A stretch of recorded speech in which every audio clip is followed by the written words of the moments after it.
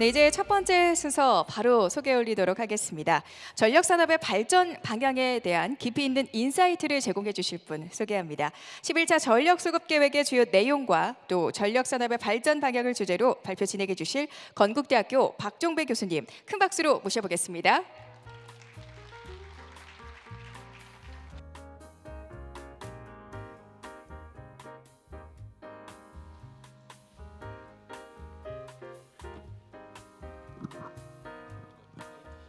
네, 감사합니다.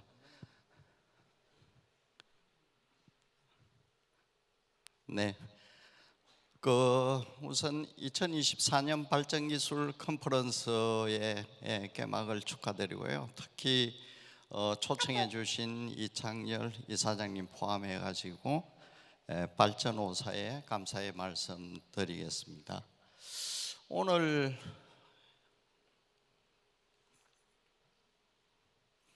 제가 말씀드릴 내용은 주로 이제 11차 내용을 포함을 해가지고 조금 이 발전 공기업들의 이제 미래 발전 방향에 대해서 좀 집중을 하도록 하겠습니다. 그래서 과거 우리 전력 산업이 1961년도 한국전력공사에서부터 이렇게 이제 출발을 해가지고 현재 한 60년, 65년 정도 발전 과정을 거쳤는데요.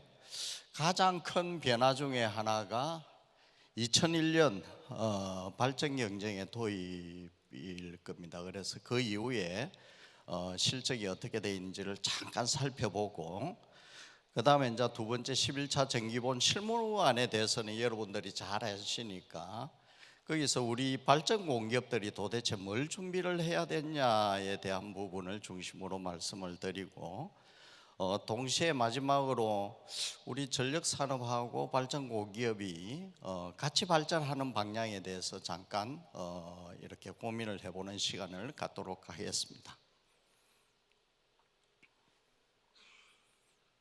네.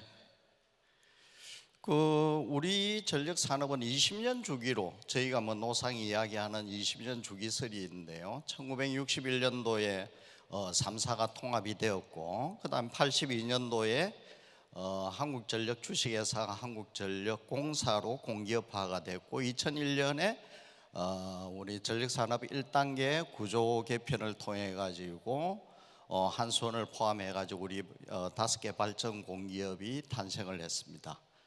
저희 그동안에 엄청나게 노력을 많이 했고, 특히 안정적 전력 수급과 산업을 육성하는데 엄청난 기여를 했다고 생각합니다. 저는 개인적으로 이 세 차례의 혁신을 통해서 우리 전력인들, 발전인들이 역할을 충분히 해왔다라고 생각을 합니다. 그런데 이게 이제 지속적으로 발전이 가능할 거냐에 대한 부분을 오늘 중점적으로 말씀을 올리도록 하겠습니다.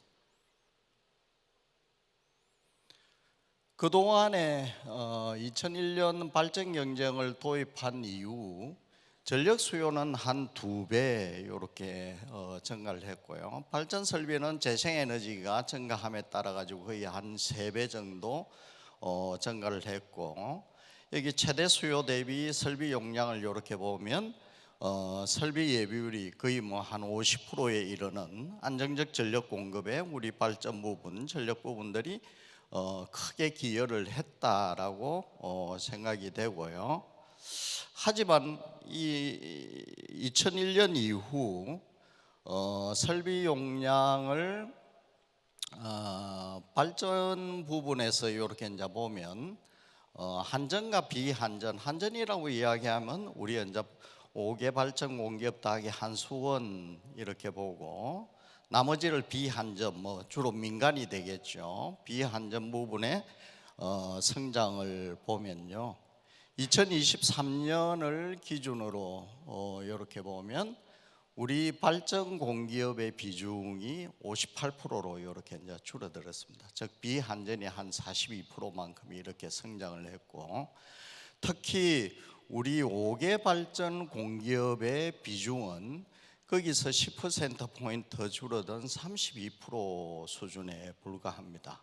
그래서 이 어떤 측면에서는 이게 이제 경쟁을 촉진시킨 측면이 있죠. 민간을 포함해 가지고 비한전 발전 사업자들이 적극적으로 진출을 함으로 인해 가지고 우리 발전 산업의 경쟁 체계가 구축이 되었다라고 생각이 되기는 합니다. 그런데 발전 공기업의 측면에서 보면 상대적으로 이만큼 전력 시장을 민간에게 넘겨줬다라고 이렇게 이제 보시면 될 것 같습니다. 이걸 발전 원별을 보면요, 석탄은 한 7기가 정도, 즉 18%가 이제 민간이 이렇게 진출하게 되었고, LNG 같은 경우에는 거의 뭐 한 60%가 비한전이 신규로 진출하게 된 상황을 이렇게 볼 수가 있습니다. 그런데 미래 탄소 중립의 주력 설비인 신재생 같은 경우에는 한 81%입니다. 그래서 물론 여기는 5대 발전사가 SPC를 통해서 자본 투자를 한 부분도 이렇게 있겠지만 그걸 제외하더라도 거의 대부분의 미래 주력원인 재생에너지 신재생 부분하고 그다음에 이제 브릿지 연료인 LNG 부분은 민간이 주도를 했다라는 말씀을 드리고 싶습니다. 네. 그리고 정상금을 기준으로 이렇게 보면요, 돈을 기준으로 보면 도매전력 시장에서 2023년에 발전 공기업한테 준 돈이 대충 한 45조 정도 됩니다. 60%가 이제 채 안 되죠. 그 다음에 비한전에 준 부분이 한 33조 부분이 이렇게 됩니다. 그래서 42조. 그래서 물량도 이렇게 비한전 발전 공기업 이외 부분이 성장을 했고, 특히 뭐 중요한 게 P 아니면 Q 아니겠습니까? P라고 이야기하면 가격이고 Q라고 이야기하면 물량인데 둘 다 우리 발전 공기업의 입지가 상당히 줄어들고 있다라고 말씀을 드릴 수 있고요. 그나마 9차에서 시작된 10차의 석탄 전압 부분이 LNG로 우리 발전 공기업으로 고정됨으로 인해 가지고 대체 설비 부분은 일정 부분 수비를 하는 그런 형태가 이렇게 되고 있습니다. 특히 저기 이제 뭐 분홍빛으로 쓴 부분들은 다양한 형태의 노력을 통해 가지고 장기적으로 요즘 뭐 송전망 건설이 워낙 힘들잖아요, 그죠? 그 이야기는 수도권의 안정적 전력 공급 부분이 상당 부분 이렇게 리스크 부분을 우리 발전 공기업들이 수도권에 LNG 복합을 건설해 줌으로 인해 가지고 안정적 미래의 안정적 전력 공급을 담당해 줌으로 인해 가지고 상당히 고마운 부분들이 이렇게 있습니다. 그리고 향후 지역별 SMP가 도입이 되면 뭐 통상 LMP라고 이야기하는 이런 부분은 수도권과 비수도권 사이에 또 시장 수입에 아주 큰 차이가 있으니까 이렇게 발빠르게 좀 움직여 줌에 따라 가지고 미래에 대한 시장 선점이라든지 시장 확보에 상당히 노력을 하고 있다라는 부분은 상당히 고무적입니다. 근데 이제 가격에 혹은 수입의 핵심 요소에 해당하는 부분이 LNG 같은 경우에는 평균 연료비와 개별 연료비, 그다음에 직수입 가격 이렇게 되는데, 그러한 부분을 가만히 보면요, 우리 전체 2023년에 우리가 사용하고 있는 총 발전용 LNG 부분에 한 40%가 직수입 혹은 개별 연료금에 되는데 우리 발전 공기업은 상당히 제한적으로 하고 있다. 이 이야기는 수익성의 대부분을 경쟁력을 민간 LNG 직수입을 하는 민간 LNG 대비 경쟁력이 뒤지고 있다라는 이런 말씀을 드리지 않을 수가 없습니다.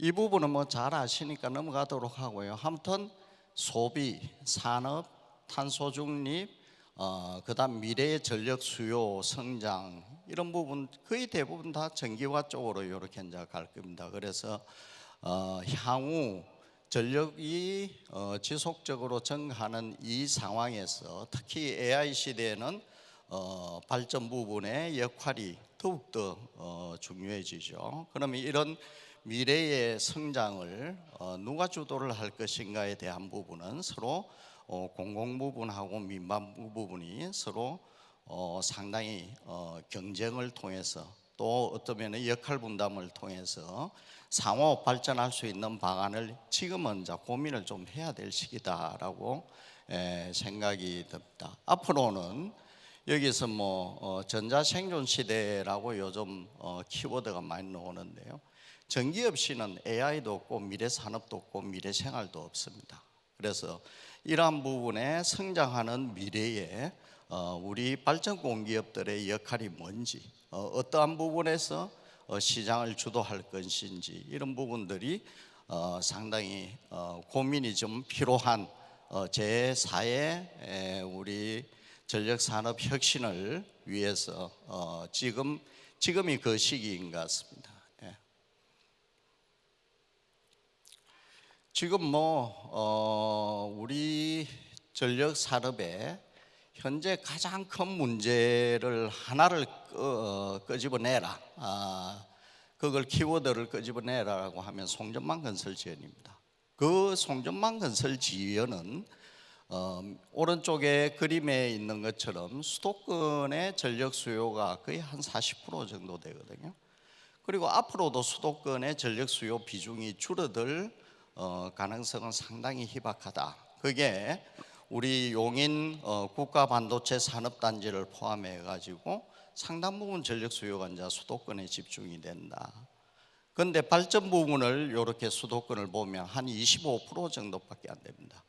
그럼 나머지 미스매치를 송전망을 통해서 수도권으로 이렇게 이제 공급이 되는데 이 송전망이 짧게는 뭐 66개월에서부터 길게는 한 150개월까지 이렇게 딜레이가 됩니다. 그러면 우리가 10차, 11차 부분에 장기 송변전 계획을 이렇게 수립하고는 이렇게 있는데 상당 부분 수도권의 공급력이 부족할 필요가 있다. 그래서 첫 번째 제가 좀 부탁드릴 말씀은 가능하면 발전 공기업이 수도권 전력 공급 안정화에 좀 공헌을 해달라. 그 이야기는 수도권의 LNG 복합, LNG 열병합, 심지어 더욱이 중요한 부분은 재생에너지를 수도권에 많이 공급을 해야 됩니다. 그래서 지금 최근에 가장 수도권에서 재생에너지 부분이 활발하게 돌아가고 있는 부분이 경기도의 산단 태양광 부분입니다. 이런 부분에서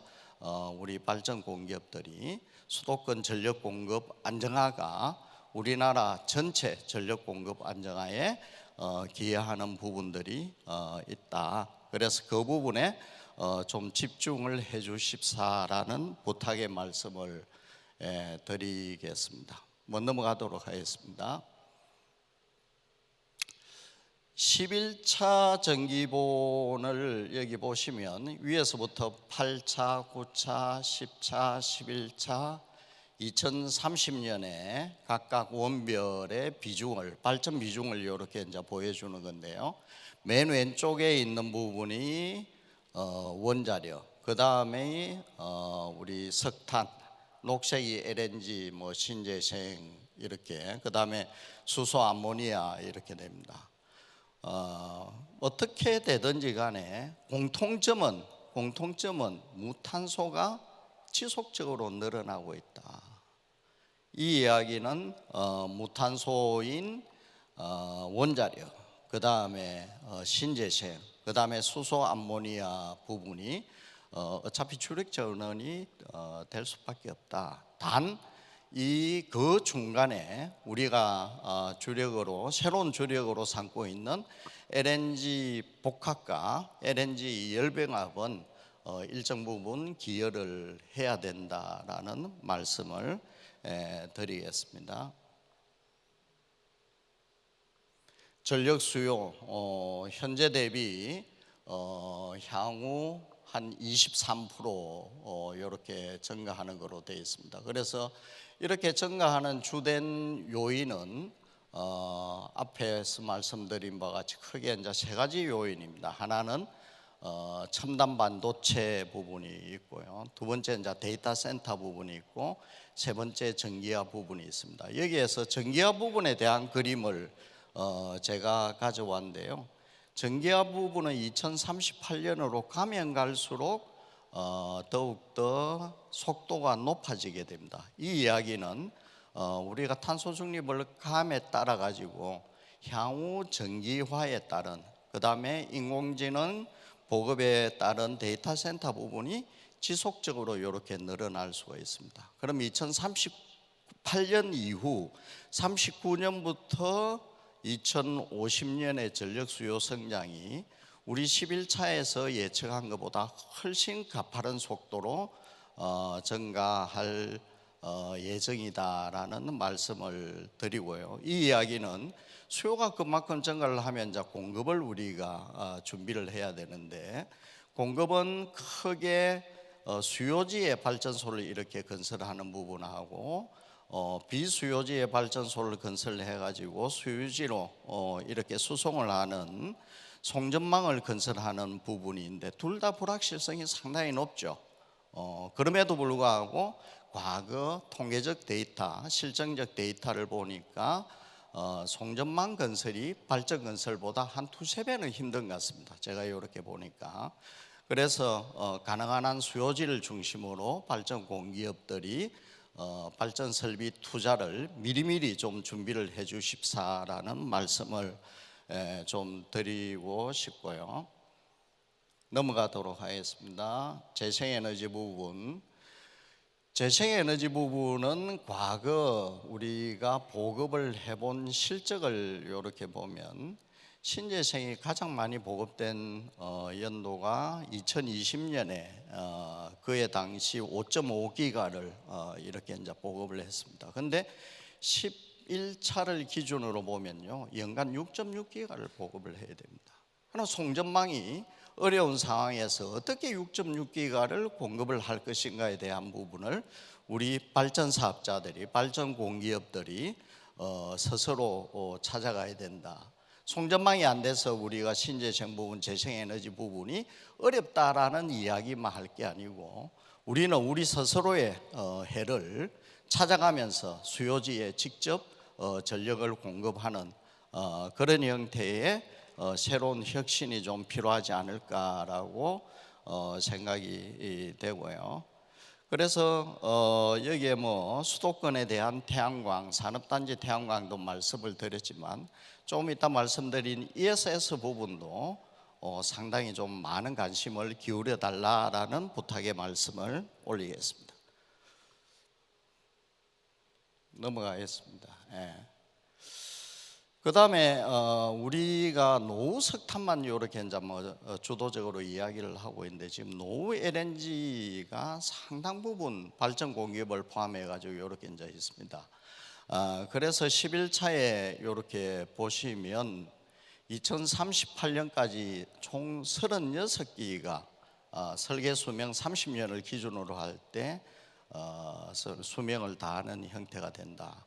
그런데 11차 부분에서는 이 부분이 사실은 명확하게 되어 있지 않습니다. 다음으로 지금 숙제를 미루어 있는 상황인데, 이 부분을 좀 창의적으로 미리미리 무탄소 전원이 됐든 아니면 여러 가지 현체의 국책과제, 그 다음에 국가산업이라고 이야기하면 가스터빈 국산화 이런 부분하고 연계를 해가지고 좀 발전 공기업들이 역할을 해줬으면 좋겠다라는 부분이고요. 그래서 노후 LNG에 대한 활용 방안에 대해서 좀 우리가 좀 창의적으로 사전에 11차가 어떻게 될지 모르지만 12차, 13차를 미리미리 준비를 할 필요가 있다라는 말씀을 올리겠습니다. 그 다음에 11차 정기본에 여러 가지 신규 전원들이 여기 있는데요. 요번에 1.1기가 부분이 LNG 용량 입찰 부분을 열병합을 대상으로 지금 이제 하고 있는 부분은 빼더라도 상당히 이렇게 물량이 남아 있다. 특히 어디에 좀 집중할 필요가 있는가 하면 여기에서 말씀드릴 2035년과 36년 사이에 발생하는 무탄소 경쟁 시장 1.5기가 부분을 좀 집중할 필요가 있습니다. 이게 아마 내년에 입찰이 정상적으로 이렇게 될 경우 내년에 입찰이 이렇게 이제 발생할 수가 있는데 이건 뭐 넘어가도록 하겠습니다. 무탄소 경제 시장은 기본적으로 두 번째, 세 번째 동그라미에서 이야기하는 것처럼 기술 중립입니다. 아무튼 무탄소 전환이지만 어떤 기술이 되든지 간에 2035년을 COD를 기준으로 했을 때 그때 뭐 원전이 될 수도 있고 그 다음에 신재생 같은 경우에는 제어 가능성을 확보를 해야 됩니다. 그래 제어 가능성을 확보를 한다라는 이야기는 ESS를 반드시 연결을 해야 된다.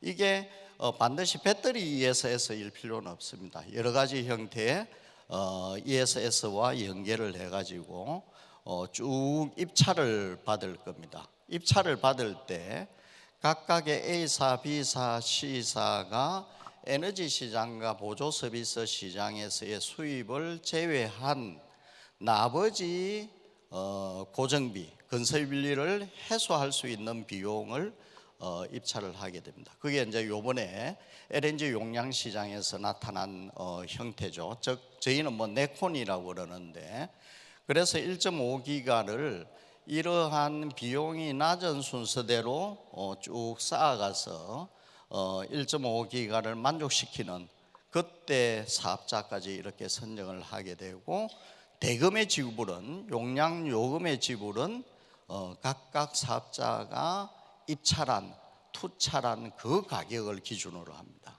그래서 이런 부분은 미리미리 좀 그러면 ESS 기술을 어떤 기술을 우리가 이제 발전사에서 집중적으로 할 거냐 2035년을 기준으로 해가지고 또 어떤 무탄소 전원을 대상으로 할 거냐 그 다음에 추가되는 고정비 해수분을 어느 정도 수준으로 해야 가격 경쟁력을 가지고 있을 거냐 이런 부분들에 대해서 상당히 많은 고민이 필요할 거라고 봅니다.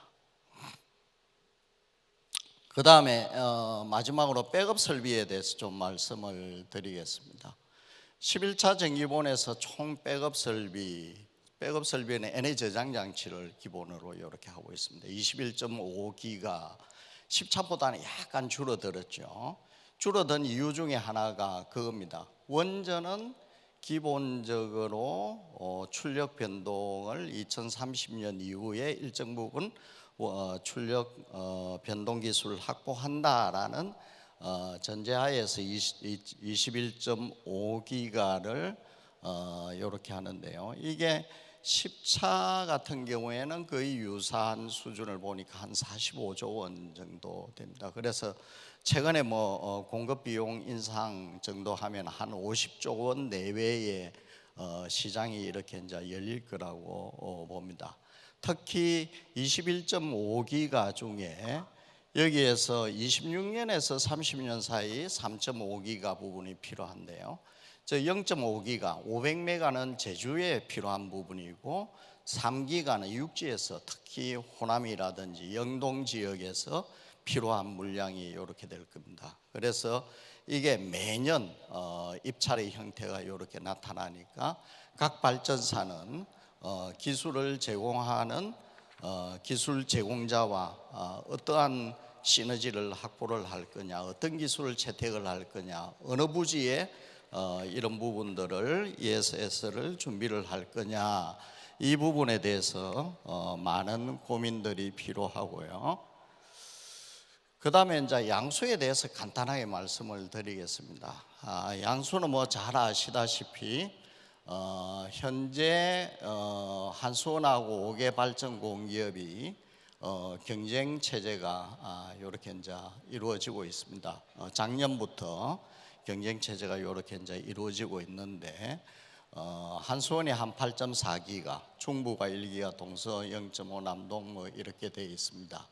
그래서 양수의 용량이 11차 물량이 그대로 반영이 된다고 했을 때 현재 4.7기가에서 미래에 14.15기가까지 성장을 하고, 이 물량은 지속적으로 늘어날 겁니다. 아까 앞에서 말씀드린 12차, 13차, 14차가 되면 전력 수요는 더욱더 높아질 거라고 저희는 생각을 하고 있습니다. 그래서 이러한 양수에 대해서도 과거 우리 화력 5사에서 가지고 있던 부분을 2007년인가 그때 해가지고 한수원으로 이제 일정 부분 넘어간 부분들이 있는데, 이 부분들에 대해서 본격적으로 좀 고민할 필요가 있다. 단 이게 기존의 석탄 폐지하고 연계를 해야 되냐 말아야 되냐라는 부분들은 좀 차기 정책에서 고민을 할 필요가 있는 것 같습니다.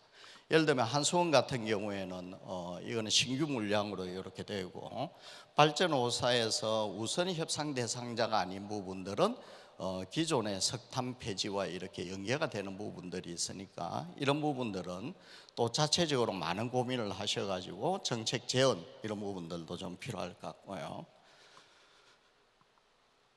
넘어가겠습니다. 송변전 부분은 앞에서 말씀을 드렸으니까요. 여기서 몇몇 말씀을 올리면서 오늘 발표를 마치도록 하겠습니다. 지금 정부가 여러 가지 형태의 도매 전력 시장에 대한 변화, 개혁을 이렇게 이제 고민을 하고 있는데요. 크게 네 가지 요소를 집중적으로 보고 있습니다. 하나는 지역별 가격 차등 이 부분이 있고요. 즉 수도권 S&P와 비수도권 S&P에 대한 구분. 그 다음에 두 번째는 가격 입찰입니다. 세 번째는 한전을 중심으로 하는 수요 입찰이고요. 네 번째는 어떤 발전기가 출력 전감발을 포함해 가지고 주파수 운동을 잘하느냐에 따라 가지고 가격이 상당히 달라져야 된다는 유연성 확보 대책입니다. 확대 대책이죠.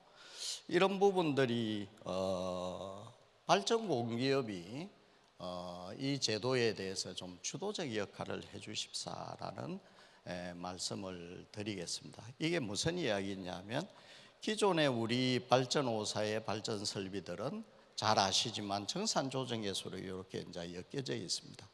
이 정산 조정 계수라는 게 일종의 보호책이긴 합니다. 최소한의 수익을 보장을 하는 보호책이기는 하지만, 이게 또 경쟁력을 확보하고 민간과 경쟁을 할 수 있는 역량을 잃어버리는 하나의 요소였습니다. 그래서 민간과 발전 공기업이 적어도 LNG 발전기에 대해서는 동일하게 경쟁을 하겠다라는 좀 각오도 필요할 것 같고요. 그렇게 하기 위해서는 여러 가지 LNG 부분에 대한 고민, 무탄소에 대한 고민, 그 다음에 내 미래의 수익성에 대한 고민, 이런 부분들이 좀 필요하고요. 그 다음에 지금 발전사에서 전력거래소에 이렇게 이제 파견은 가고는 계시지만, 스스로 이러한 발전 입찰, 가격 입찰을 이렇게 하게 되면 상당히 변동성이 커지게 됩니다. 그래서 해외 기업은 도대체 어떻게 하고 있으며, 우리의 시스템은 어떻게 가져가야 되며, 이러한 인프라 부분, 특히 사람에 대한 인력 개발 부분들이 상당히 준비가 많이 돼야 됩니다. 그렇지 않으면 우리 발전 공기업은 민간 발전사에 백전백패를 할 수가 있습니다. 더 이상 한전으로부터의 보호 혹은 정부로부터의 보호를 떠나가지고 홀로 서기를 지금 해야 될 시점이 아닌가라고 싶고요. 그걸 수동적으로 가기보다는 조금 더 이렇게 미래지향적으로 이렇게 이제 가야 되고, 그러기 위해서는 언젠가는 발판 경업이 이렇게 나올 겁니다. 그래서 판매에 대한 부분도 내부적으로 좀 고민이 필요한 부분들이 있고요. 그 다음에 전력 신산업 같은 경우에 적극적으로 좀 고민을 할 필요가 있다. 그래서 전통 전원이 있고 그다음에 새로운 전원들이 있는데, 새로운 전원을 우리 전부 다 이제 신재생 부분에 집중돼 있는데, 새로운 사업 부분도 적극적으로 고민을 하자라는 말씀을 드리고, 그 중에 이제 하나가 분산에너지 특화지구죠. 그죠? 특화지구 같은 경우에 우리 발전 공기업이 어떤 역할을 할 거며 어떤 포지션을 가져갈 거냐에 대해서 고민이 좀 필요한 시기입니다. 특화지구는 사실은 작은 발판 회사입니다. 발전 판매 회사입니다. 그래서 뭐 여러 가지 말씀을 드렸지만 앞으로 우리 전력 시장이 모든 다른 에너지원들을 포함하는 주도적 시장이 될 겁니다. 그 이야기는 우리 전력 시장이 수소 시장, 그 다음에 여기서 이야기하는 가스 시장, 전기 에너지를 포함한 수송 시장, 뭐 여러 가지 형태 총 중심이 전력 시장이 이렇게 될 거고요. 그 전력 시장 준비에 우리 발전 공기업 5개사가 좀 주도적인 역할을 해가지고 미래를 개척해 나갔으면 좋겠다라는 부탁의 말씀을 드리면서 발표를 마치도록 하겠습니다. 네, 감사합니다. 네, 고맙습니다. 다시 한번 발표에 수고해 주신 박종배 교수님께 뜨거운 박수 보내주시죠. 네, 전력산업의 미래와 방향성에 대한 귀중한 인사이트를 들어볼 수 있었던 시간이었습니다. 기조 강연 준비해 주신 교수님 다시 한번 감사드리고요.